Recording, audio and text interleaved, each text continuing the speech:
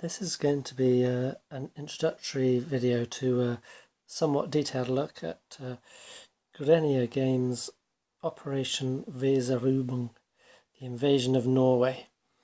It was designed by Eric Grenier and produced in 2007. It's a sort of self-made game, so you get one of these, these boxes like that with the stickers stickered on, with the pictures stickered on. Inside you get a ziplock which contained all of the counters, which I've clipped out. They came in sheets, two strips on each sheet. So a sheet would sort of probably contain that many counters, and they're not mounted on really thick cardboard, a few millimeters, but I think they're going to be perfectly serviceable for this game. The map is very interesting. I've put it out like this so that you can see the whole length of it. It's actually 1 foot by 4 feet long. So if I tilt that so you can just see the end down the end there. So obviously this is Norway, environs of Norway. We have Oslo here, all the way up to Narvik here, and there's a large bit of sea space. Now that's partly because you see here, these and these are all naval units. These are all ground units, and these are air units. So there's going to be a lot of action in the sea, as well as on the ground and in the air. So that's just a picture of the thing. I'll go in for a little bit up closer of the components. Starting off with the counters, we get to a collection of control markers, used chits, because I've looked at this some time ago. I have to go over the rules again, but that's something to do with the way the command system works. So, well, anyway, we'll get to that. Then we've got some nationality offensive chits. So you have so many offensives per turn. Then we go to the unit counters. We have here the Norwegian ground forces. So you see you have represented. Yes, okay, so generally what you have represented is a regiment, so that would be the 5th Norwegian Regiment. You have a Major General marker there. You have some companies, so for example things like parachute companies and so forth in the German order of battle. So it looks very well researched game, very sort of historical notations in respect to the order of battle and the commanders. So you quickly, here is lists of order of battle: German, Norwegian, Great Britain and France. So that all looks quite plausible. You'll notice that you have two types of numbers. So each of these counters has two steps. So when you go on the second step, you rotate it, so you don't flip, because on the back it's just a piece of cardboard. Here we have the Norwegian fleet as such. So they have 2 steps. Then we have here, these are the French ground forces, French fleet, the British fleet that's in use there. So we got submarines, light cruisers, battleships, destroyer, I guess those are destroyer task forces. There's actually a carrier there, cruiser forces, so you get the picture. These are the British ground forces, so you can see that obviously the British and the French didn't bring much ground forces to it. The Norwegians have a fair few. The Germans have a lot. So that is the invasion force. But But be aware, like I said, some of these are only company units parachuting. So I think if that's a parachutist, that's just a company and so forth. Then here's the German fleet. So it's very nice. They've got transports. I wonder if the British and the French had some transports there.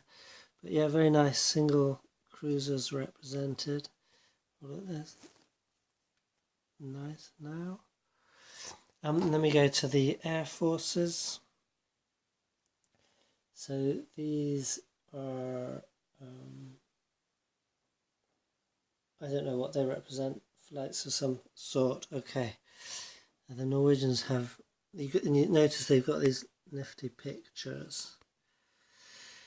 So the Norwegians have some Gloucester Gladiators and some Italian Capronis.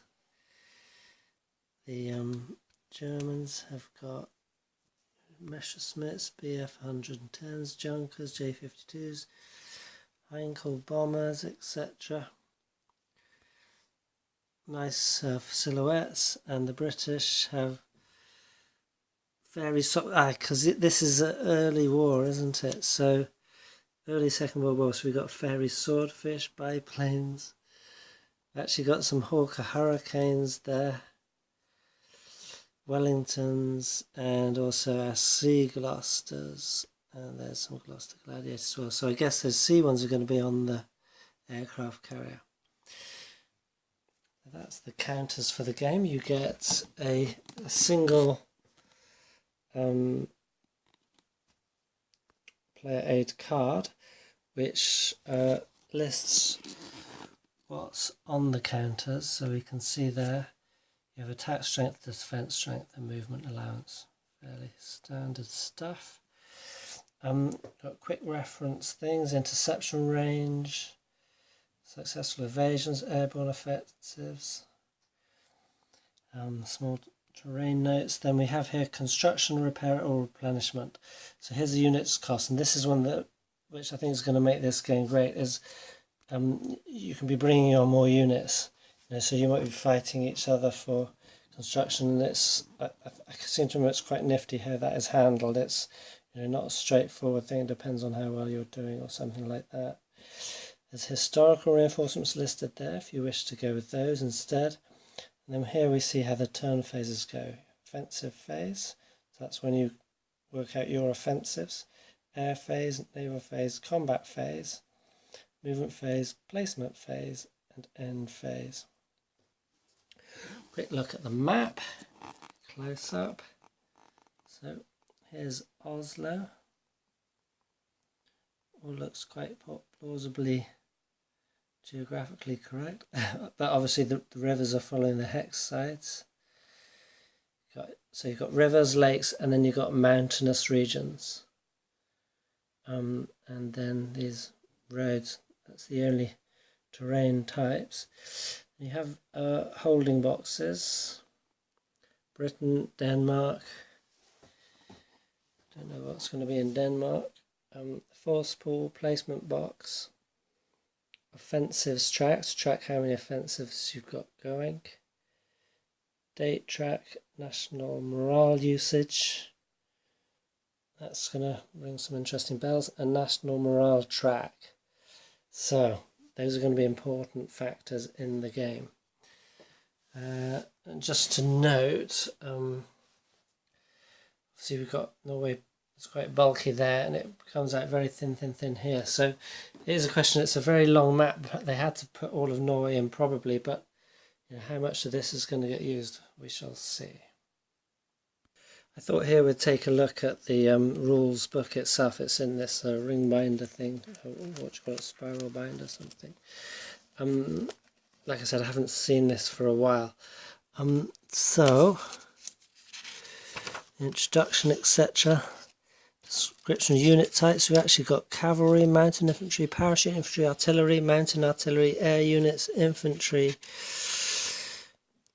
We've got fighters, bombers, air transports. Naval units include capital ships, destroyers, submarines, aircraft carriers, and transports. Then we have generals. Generals are not combat units but are used to increase the strength of other units or to conduct double offensives. We also have admirals. They also increase the strength and they add to the possibility of evasion. So we have generals and admirals represented.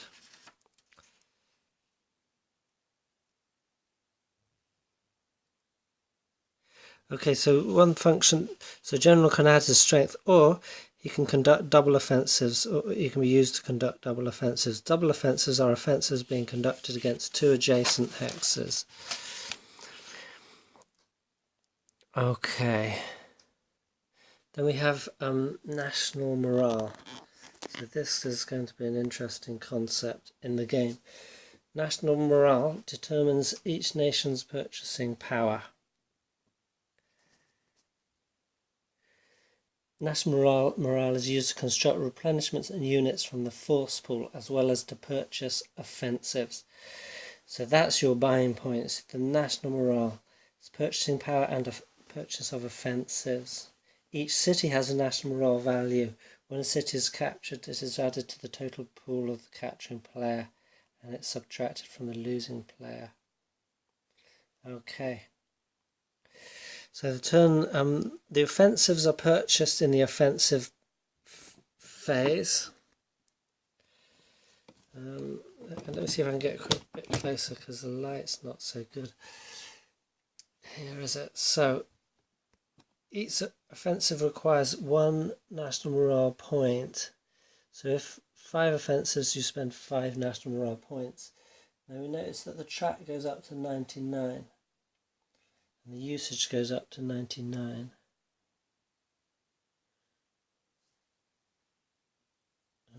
Okay.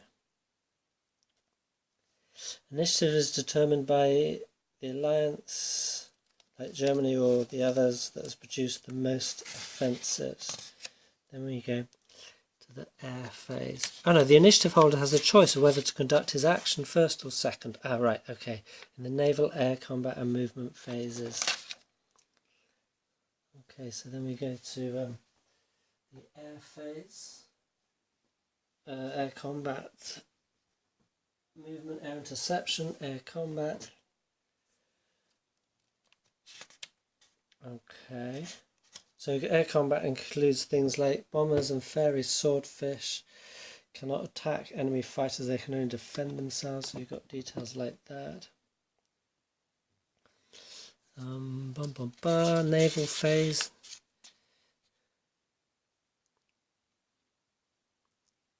So you have that's interesting. You had air combat movement and then air movement, and the same with naval. You have naval combat movement and then naval movement. So naval combat movement encompasses movement into a hex to conduct combat. An interception can occur along that route. To attack enemy units, naval units must be moved into the hex in which the enemy units are located. So they might be intercepted. Naval air interception is possible. Naval combat. Now, if I didn't go, I expect the air combat is similar. I didn't look at it in detail, but the naval combat is such that the attacker rolls a d10 for each of his naval. Oh, I didn't mention that you've got 2d10 included in the game. That's very nice. The hit is scored if it's equal to or less than the attack strength of the unit. And then the defender rolls for his strength. For each hit, the naval unit must be either depleted or destroyed if already depleted, or your unit could take 2 hits at once. And if you roll a 1, you can choose which enemy takes the hit. Okay, so normally you wouldn't get to choose. If okay, and then in the naval combat you can attempt evasion. So if you don't all get killed in one round of combat, you can try to evade in the next round. Special note on submarines in combat: there's invasion. Now naval movement. Naval movement encompasses all movements which do not have the attacking of enemy units as their goal. So then you do you do the combat movement and then the non-combat movement after. Interesting.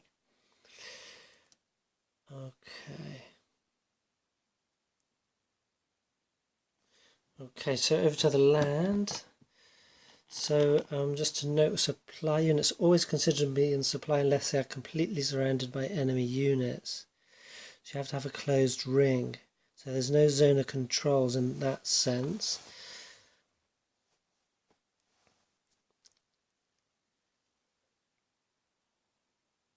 And that is supply you have attack and defense strength halved.